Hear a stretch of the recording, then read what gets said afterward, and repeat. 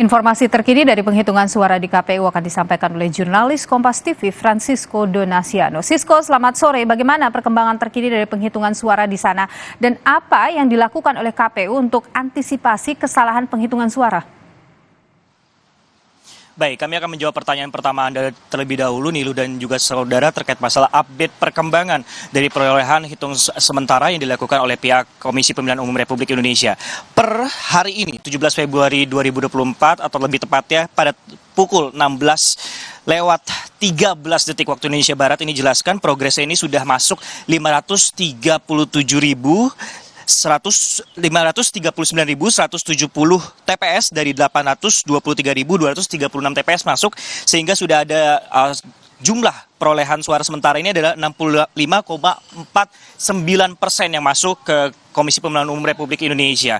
Nah, untuk kemudian hitung ataupun juga hasil hitung suara pemilu Presiden dan Wakil Presiden RI 2024, untuk sementaranya pasangan Anies dan juga Muhaimin Iskandar ini memperoleh suara 24,53%. Sedangkan untuk Prabowo Subianto dan Gibran Rakabuming Raka ini mendapat perolehan suara 57,83%, dan untuk Ganjar Pranowo dan juga Mahfud MD mendapatkan suara 17,64%. Ini juga merupakan update data terbaru kemudian yang bisa disampaikan ataupun juga dilihat oleh masyarakat di situs pemilu2024.kpu.go.id. Sedangkan memang untuk pileg ini juga masih kami lihat ataupun juga kami pantau terlebih dahulu, Nilo dan juga saudara, untuk perkembangannya juga sudah hadir juga di situs tersebut, di mana sudah ada kemudian kalau kita lihat dari hitung perolehan sementara di Legislatif DPR RI ini, setidaknya ada 9 kemudian partai yang saat ini sudah memenuhi ambang batas suara nasional atau 4%. Itu ada 9 partai, mulai dari PDI Perjuangan, Golkar, Gerindra, PKB,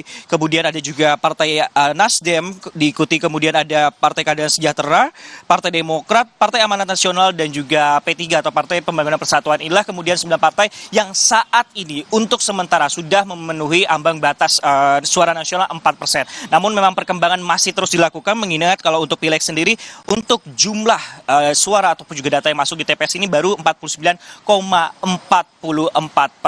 Nah, cukup menarik jika kami jelaskan untuk pertanyaan kedua ini, bagaimana kemudian data-data ataupun juga masalah konversi data yang terjadi, ada perbedaan antara Sirekap ataupun juga situs dengan C1. Ini juga menarik, tadi dijelaskan juga sebenarnya Niluh oleh pihak Komisioner KPU Republik Indonesia, yaitu Betty Epsilon Idrus, ini menjelaskan bahwa dengan adanya hingga pada 17 Februari ini, atau lebih tepatnya sekitar pukul 12 tadi, memang diakui oleh pihak KPU setidaknya ada 0,32% kemudian PR ataupun juga perbaikan, khususnya hitung perolehan suara untuk presiden juga wakil presiden. Begitupun juga di pileg sendiri ada 1,85% yang perlu PR atau perbaikan. Kenapa PR dan perbaikan ini perlu dilakukan? Tadi juga dijelaskan ini akan dilakukan cek one by one atau satu persatu, mulai dari tingkat TPS, terus kemudian PPK, kemudian berjenjang dari KPU kabupaten kota, kemudian nantinya hingga ke nasional. Inilah sejumlah PR agar menciptakan akuntabilitas dan juga transparansi pihak KPU kepada masyarakat terkait masalah hasil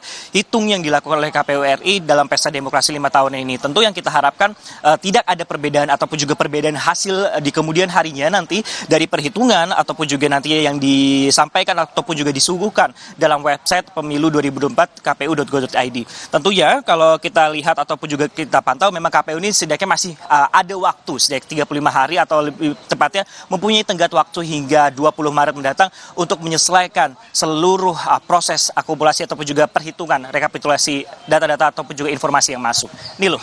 Baik, Francisco Donasiano, jurnalis Kompas TV, terima kasih atas informasi Anda langsung dari Gedung KPU RI Jakarta.